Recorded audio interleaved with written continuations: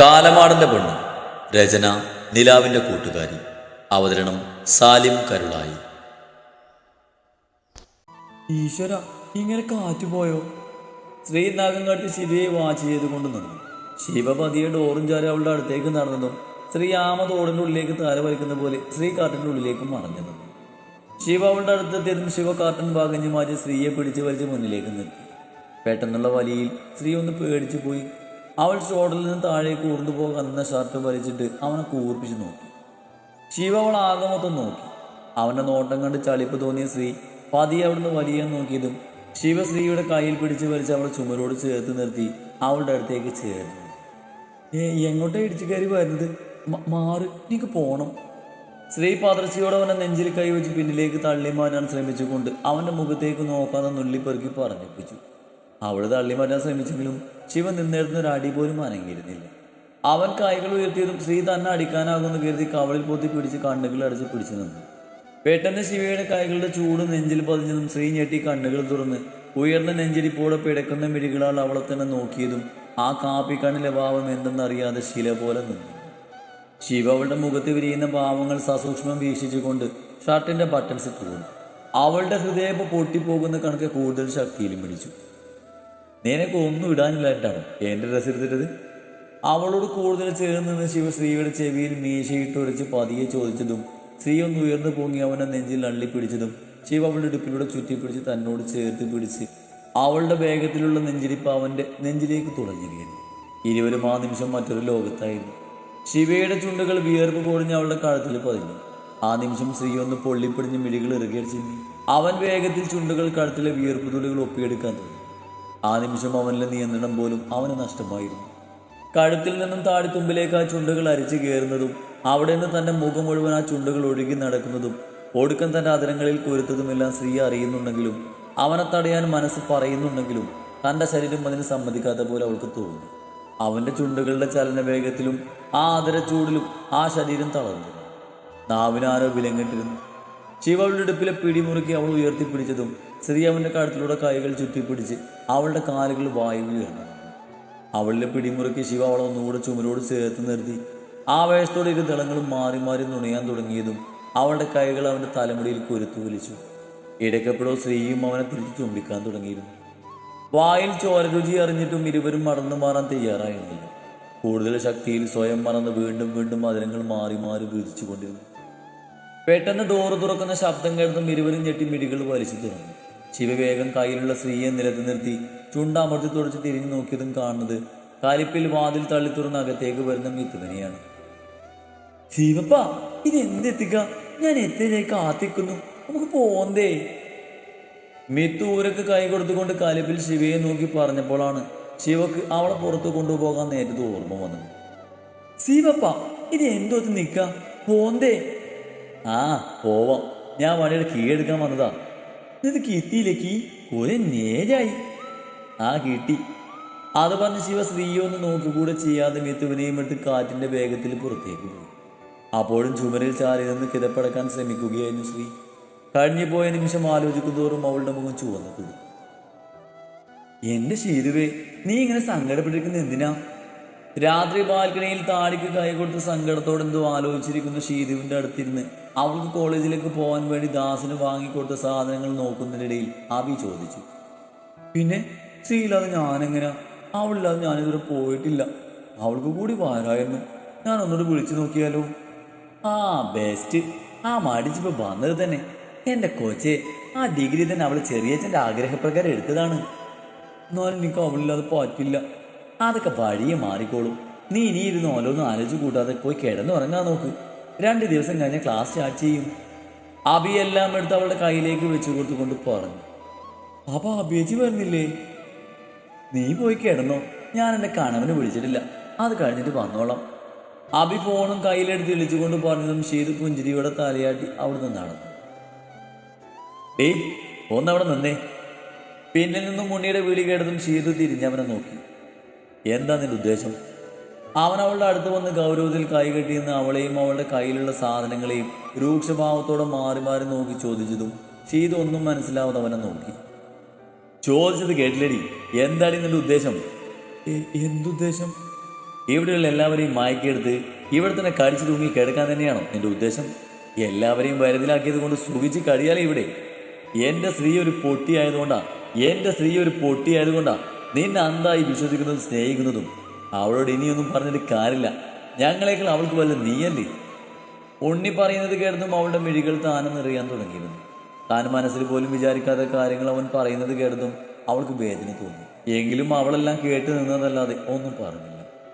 അവളെ പറ്റിക്കുന്നത് പോലെ ഈ വീട്ടുകാരെ പറ്റിക്കാൻ ഞാൻ സമ്മതിക്കില്ല. ഇപ്പൊ തന്നെ നീ ചെറിയച്ഛനെ സോപ്പിട്ട് നിന്റെ കാര്യം നേടിയെടുത്തില്ലേ? ഈ പാവത്തിനെ പോലെ നിൽക്കുന്നത് എല്ലാം നേടിയെടുക്കാനും നിന്റെ ആക്ടിംഗ് ആണെന്ന് എനിക്ക് നന്നായിട്ട് അറിയാം. ഇനിയും ഇവരൊക്കെ പറ്റിക്കാൻ ഞാൻ സമ്മതിക്കില്ല. അതുകൊണ്ട് നീ എത്രയും ഇവിടുന്ന് എങ്ങോട്ടാന്ന് വെച്ചാൽ ഇറങ്ങി പോക്കോണം. ഉണ്ണി കത്തുന്ന കണ്ണുകളോട് അവളെ നോക്കി പറഞ്ഞതും അവൾ അറിയാതെ അവനെ നോക്കി നിറകണ്ണുകളാൽ പേടിയോടെ തലയാട്ടി. അത് നീയാണോ തീരുമാനിക്കേണ്ടത്?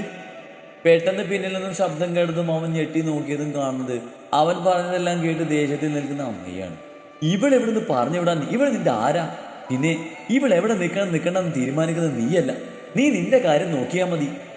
അമ്മേ നീ മിണ്ടണ്ട. നീ മോളോട് പറഞ്ഞതെല്ലാം ഞാൻ കേട്ടു. ഇനി മേലാ ഇങ്ങനെ വല്ലതും നീ അവളോട് പറഞ്ഞെന്ന് ഞാൻ അറിയാതെ നിനക്കെന്നെ ആ പഴയ ചട്ടക്ക് ഇപ്പോഴുണ്ട്. അത് ചൂടാക്കി വെച്ചായിരിക്കും മറുപടി തരിക. അമ്മേ മിണ്ടാതെ പോയി കിടന്ന് ഉറങ്ങാൻ നോക്കൂ. നീയും പോയി കിടന്ന മോളെ. ഈ ഭ്രാന്തൻ അങ്ങനെ പലതും പറയും. അതൊക്കെ കേട്ട് സങ്കടപ്പെട്ട് നീ ഇവിടുന്ന് ഇറങ്ങിപ്പോകാൻ നിന്നാ നേരത്തെ പറഞ്ഞ ആ ചട്ടുകൻ ചൂടാക്കി നിന്നെ വെക്കും ഞാൻ. അവരൊരു ചിരിയോട് അവളുടെ കവളിൽ തട്ടി അതും പറഞ്ഞു പോയതും എന്തുകൊണ്ടോ ശീതുവിന്റെ ചുണ്ടിലും ഒരു പുഞ്ചിരി വിരിഞ്ഞു. പക്ഷെ ഉണ്ണിയുടെ നോട്ടം കണ്ടതും നിമിഷം നേരം കൊണ്ട് ആ പുഞ്ചിരി ആവിയായി പോയിരുന്നു. എൻ്റെ അമ്മയെ ഇവരെ എനിക്ക് നേരെ തിരിച്ചപ്പോൾ നിനക്ക് സമാധാനമായില്ലേ? ഞാൻ ആരെയും നിങ്ങൾക്ക് നേരെ തിരിച്ചില്ല. ഒക്കെ നിങ്ങളുടെ സ്വഭാവം കൊണ്ടാ. ഷീതു പതിയെ പെറുപിറുത്തു. എന്താടി? അവൻ അലറിയതും അവൾ ഒന്നുമില്ലെന്ന് ചുമൽ കൂച്ചി. എന്നോട് ദേഷ്യപ്പെട്ടാലേ ഞാൻ വല്യമ്മയോട് പറഞ്ഞു കൊടുക്കും. ദേഷ്യം കൊണ്ട് വിറച്ചു നിൽക്കുന്ന അവനെ ഒന്ന് ഒളിക്കണ്ടിട്ട് നോക്കി അതും പറഞ്ഞവൾ റൂമിലേക്ക് ഓടി. നീ അധികം നേളിക്കണ്ട. നിന്നെ വൈകാതെ ഇവിടുന്ന് ഞാൻ പുറത്താക്കിയിരിക്കും. അവൾ പോയ വഴിയെ നോക്കി വിളിച്ചു പറഞ്ഞു. നാശം എല്ലാവരെയും കയ്യിലെടുത്ത് വെച്ചിരിക്കാം. നിന്നെ ഇവിടുന്ന് എങ്ങനെ ഒഴിവാക്കണമെന്ന് എനിക്ക് അറിയാടി.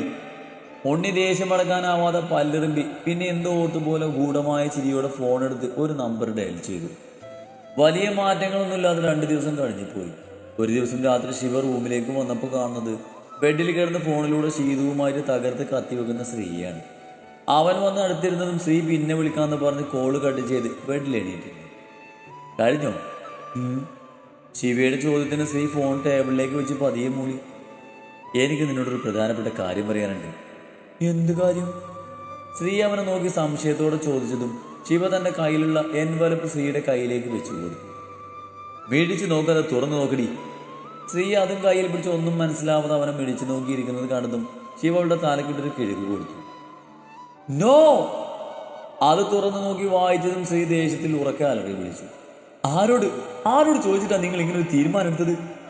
ശ്രീ ദേഷ്യത്തിൽ അവൻ ധരിച്ചിരുന്ന ടീഷർട്ടിന്റെ കോളിൽ കുത്തിപ്പിടിച്ചുകൊണ്ട് ചോദിച്ചു.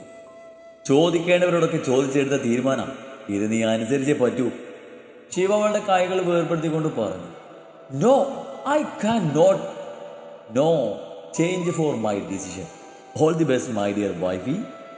ശ്രീ പറയും മുമ്പേ ശിവ അതും പറഞ്ഞ് സ്റ്റാൻഡിൽ കിടന്ന ടവലും എടുത്ത് ബാത്റൂമിലേക്ക് പോയതും ശ്രീ ദേഷ്യത്തിൽ പല്ല് കടിച്ചു. പിന്നെ ബെഡിൽ കിടക്കുന്ന അപ്പോയിന്റ്മെന്റ് ലെറ്റർ നോക്കി ദേഷ്യത്തിൽ മുടിയിൽ കൊലുത്ത് വലിച്ചു. തിണ്ടി! ശ്രീ ശ്യാമിന്റെ അടുത്തേക്ക് വന്ന് ദേഷ്യത്തിൽ വിളിച്ചു. എന്താ ഇതൊക്കെ? ശ്രീ ദേഷ്യത്തിൽ കയ്യിലുള്ള അപ്പോയിന്റ്മെന്റ് ലെറ്റർ ശ്യാമിന് നേരെ നീട്ടിക്കൊണ്ട് പറഞ്ഞു. ആഹാ, കൊള്ളാലോ, നിനക്കും കോളടിച്ചല്ലേ? ശ്യാം അത് തുറന്നു നോക്കി ഒന്നും അറിയാത്ത പോലെ പറഞ്ഞു. നീ ആരെയും ഈ പൊട്ടനാക്കാൻ നോക്കുന്നേ? ഇതിന്റെ പിന്നിൽ പ്രധാന ബുദ്ധി നിന്റെയല്ലേ? എന്നിട്ട് അവന്റെ കോപ്പിൽ ഒന്നും അറിയാത്തൊരു അഭിനയം. ഞാൻ എന്താണ് ചെയ്തെന്ന് ഈ പറയുന്നേ? പാതി ശ്യാമ നിന്റെ ഈ അഭിനയം. ഇന്ന് രാവിലെ പതിവില്ലാതെ എൻ്റെ അടുത്ത് വന്ന് സുഖവിവരം ചോദിച്ചപ്പോൾ എനിക്ക് സംശയം ഉണ്ടായിരുന്നു. എന്നാൽ ഇത്രയ്ക്ക് വേണ്ടിയിരുന്നില്ല. അങ്ങനെ ഒരു കോപ്പിലെ സർപ്രൈസ്. ശ്രീ ദേഷ്യത്തിൽ കയ്യിലുള്ള പേപ്പർ ചുരുട്ടിക്കൂട്ടി കവച്ചിലിരിക്കുന്ന ശ്യാമിന്റെ മടിയിലേക്ക് എറിഞ്ഞു. എൻ്റെ ശ്രീ, നീ ഇതെന്തേ കാണിക്കുന്നേ? നീ എന്തിനെങ്ങനെ ദേഷ്യപ്പെടുന്നേ? ഇതിലിപ്പോൾ എന്താ കുഴപ്പം? കുഴപ്പമൊന്നുമില്ലേ? ഞങ്ങളും പോകുന്നില്ല ഓഫീസിലേക്ക്. പിന്നെന്താ? നിനക്ക് അവിടെ തിരക്കായിട്ടില്ലാത്തൊരു പോസ്റ്റ് തന്നില്ലേ? പിന്നെന്താ നിന്റെ പ്രശ്നം? പ്രശ്നം ഇത് തന്നെയാ. എനിക്കങ്ങും വയ്യ. എനിക്ക് ഇങ്ങനെ തന്നെ അങ്ങ് പോയാൽ മതി. നടക്കില്ല മോളെ. ശിവേണ് നിനക്ക് ശരിക്കും അറിയാലോ. എടുത്ത തീരുമാനം ഒരിക്കലും മാറ്റില്ല. പിന്നെ ഞാനൊക്കെ അവിടെ പോയി കഷ്ടപ്പെടുമ്പോൾ നീ ഇവിടെ ഈ കൊച്ചുമാരി കളിച്ച് ഉല്ലസിച്ച് നടക്കുന്നത് എനിക്ക് സഹിക്കുമോ? ഡോ, ആ പല്ല് നീ പൊട്ടിക്കണ്ട. 2 ദിവസം സമയമുണ്ട് നിന്റെ മുന്നിൽ. എന്താ വേണം നീ തീരുമാനിച്ചു. ശ്യാം പറയുന്നത് കേട്ടതും ശ്രീ അവനെ കൂർപ്പിച്ച് നോക്കി ചവിട്ടിത്തുള്ള റൂമിലേക്ക് പോയി. എന്ത് വേണമെന്ന് എനിക്കറിയാം. എൻ്റെ പട്ടി പോകും ഓഫീസിലേക്ക്. ഇതിനുറപ്പായി നിനക്കും അങ്ങേർക്കുള്ളത് ഞാൻ തരാം. പോകുന്ന പോക്കിൽ ശ്രീ വിളിച്ചു പറഞ്ഞു. ആയിക്കോട്ടെ. ശ്രീകിട്ട് പണി കൊടുത്ത ആത്മനിർവൃതിയിൽ പിറകിലേക്ക് ചാരി കിടന്നുകൊണ്ട് അവൻ വിളിച്ചു പറഞ്ഞു. അതെ. ആ എന്താ? ബാൽക്കണിയിലിരുന്ന് ലാപ്പിൽ കുത്തുന്ന ശിവയുടെ അടുത്ത് പോയി ശ്രീ അവനെ തോണ്ടി വിളിച്ചതും ശിവയുടെ ഗൗരവം നിറഞ്ഞ മറുപടി കേട്ടതും സ്ത്രീയെ പറയാൻ വന്നതും മറന്നു. ഒന്നുമില്ലെന്ന് ചുമൽ കൂച്ചിയതും ശിവ അവളൊന്ന് നോക്കി അമർത്തി മൂളി വീണ്ടും ലാപ്പിൽ കുത്തിയിരിക്കാൻ തുടങ്ങിയതും സ്ത്രീ വീണ്ടും അവൻ്റെ അരികിലേക്ക് ചെന്ന് ലാപ്പ് എടുത്ത് മാറ്റി അവനെ മടിയിലിരുന്നു. ശിവയുടെ നോട്ടം കണ്ടതും സ്ത്രീ അവൻ്റെ കഴുത്തിലൂടെ കൈ ചുറ്റി അവനെ നോക്കി വെളുക്കൻ ഇടിച്ചു കാട്ടി. വല്ലാതെലിക്കല്ലേ, ആ പാലെല്ലാം പൊഴിഞ്ഞു പോകും. ശിവ അവളുടെ ചിരി കാണുന്നതും പരിഹസിച്ചുകൊണ്ട് പറഞ്ഞതും സ്ത്രീ അവനെ കൂർപ്പിച്ച് നോക്കി. അങ്ങനെ അങ്ങ് പോകത്തൊന്നുമില്ല. ഇതൊക്കെ ഒറിജിനൽ 916 പല്ലുകളാ. കേട്ടടാ തീത്ത തടിയാ. ശ്രീ അവൻ്റെ താടി പിടിച്ച് വലിച്ചുകൊണ്ട് പറഞ്ഞു. ഏയ് എൻ്റെ ചെവി എന്തിനാ അങ്ങനെ കിടന്ന് അലറുന്നേ? എണീറ്റ് പോരി പാട്ടെ എൻ്റെ മടിയെന്ന്. ഇല്ല. നിനക്ക് എന്താ വേണ്ടേ? എനിക്ക് അർജൻറ്റായിട്ട് കുറച്ച് മെയിൽ അയക്കാനുണ്ട്. അതുകൊണ്ട് നീ കളിക്കാതെ പോകാൻ നോക്ക്. അതൊക്കെ പിന്നെയും ചെയ്യാം. എനിക്കിപ്പോൾ അത്യാവശ്യം കാര്യം പറയാനുണ്ട്. ശ്രീ അവനെ മുറുകെ പിടിച്ചുകൊണ്ട് പറഞ്ഞു. നീ എന്താ പറയാൻ വരുന്നത് എനിക്ക് നന്നായിട്ട് അറിയാം. എനിക്കത് കേൾക്കണ്ട.